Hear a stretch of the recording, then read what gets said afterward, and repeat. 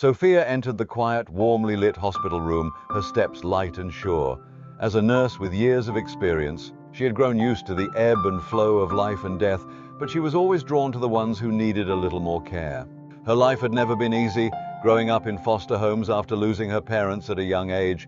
However, those hardships had shaped her into someone who could weather any storm with grace and resilience.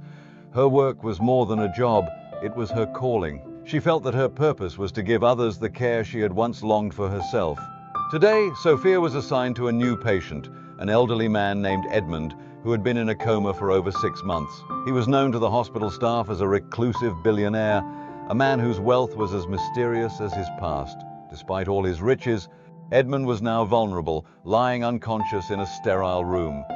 To Sophia, it didn't matter if he was a millionaire or an everyday person. Every patient deserved her full attention and care. Days turned into weeks, and Sophia continued to attend to Edmund's needs. She read to him softly, cleaned his wounds, adjusted his blankets, and monitored his vitals. She found comfort in the routine, though she often wondered if he could hear her voice. She believed that the human spirit was strong enough to feel care even in the darkest of comas. One afternoon, as she adjusted Edmund's pillow, she noticed something odd. A small birthmark on the back of his neck, shaped like a perfect star. Her breath caught in her chest. It was the same mark she had, a strange coincidence, but it stirred something deep within her. Sophia paused, her hand frozen in mid-air as memories of her own childhood rushed in, memories of a mark she had always been told was unique to her. Lost in thought, she heard a faint sound. Edmund's eyelids fluttered. He stirred slowly, and for the first time in months, his eyes opened. He blinked in confusion before slowly turning his gaze toward her. The recognition in his eyes was immediate, and to her shock, a soft whisper escaped his lips. "Amy." His voice was hoarse, as if his very soul had been waiting to speak for so long. Sophia's heart raced. "I'm sorry, you must be mistaken," she stammered. "My name is Sophia. How do you know me?" Edmund's hand trembled, and his face was filled with both disbelief and sorrow. "Your mother's name was Amy. I'm so sorry," he murmured, his voice breaking. "I loved her, but life tore us apart. I never knew you existed." Sophia stood frozen, feeling a whirlwind of emotions. "But my mother, she died when I was young," she whispered, her voice thick with confusion. "How could you know her?" Edmund closed his eyes, his face wrinkled with regret. "We were supposed to be together, Amy and I," he explained. "But circumstances, mistakes, and my own pride, I lost her. I never knew she was carrying our child. If I had only known, I would have been there for you." Sophia's world tilted, her heart aching as years of unanswered questions collided with the revelation that the man before her, this elderly stranger, was her father. "Are you saying that you're my father?" she whispered, her voice trembling with disbelief. Edmund nodded, tears pooling in his eyes. "I failed you, Amy. I failed your mother, and I failed you. If only I had known, I would have been there. I would have protected you."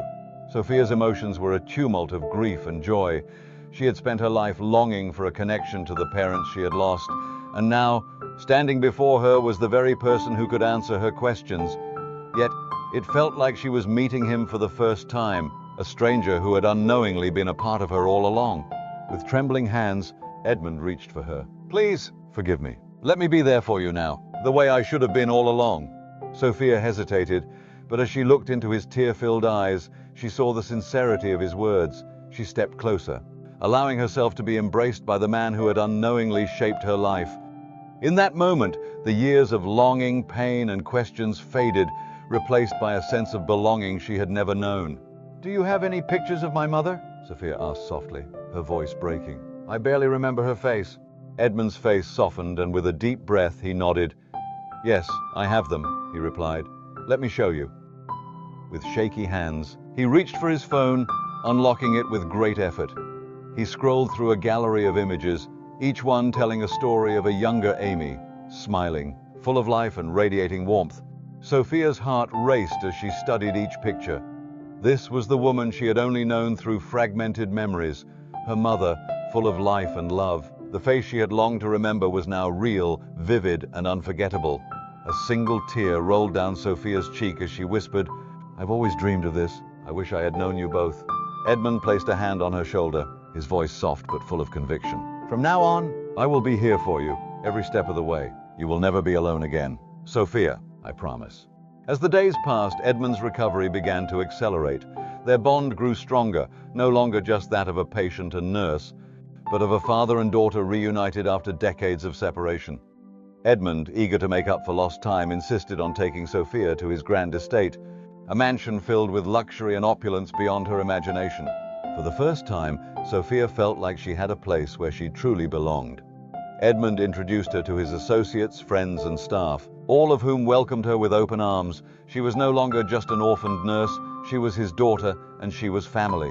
In the months that followed, Sophia watched as Edmund worked tirelessly to make amends. The pain of their lost years was heavy, but their new beginning was filled with love, laughter, and hope for the future.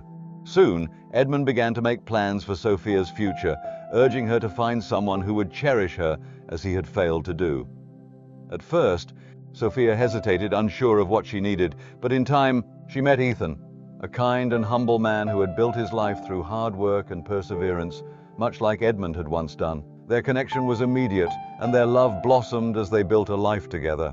The day of their wedding, Edmund walked Sophia down the aisle, a proud and grateful father. "You've made me the happiest man in the world." "Sophia," he whispered as he gave her away, "I only wish your mother could be here to see this." Later that evening, as the celebration quieted, father and daughter sat together, reflecting on their incredible journey. They spoke of the lost years, the regrets, and the love that had finally brought them together. Edmund took her hand and said, "Life doesn't always give us second chances, Sophia, but it gave me you, and I am grateful every day." Sophia, her heart full of gratitude, replied, "Thank you for being here for me, for being my father. You've given me more than I could have ever imagined." And as the night ended, they sat side by side, knowing that their lives had been forever changed by this unexpected reunion. They had found each other against all odds, and in the process, they had created a bond stronger than anything they could have ever dreamed.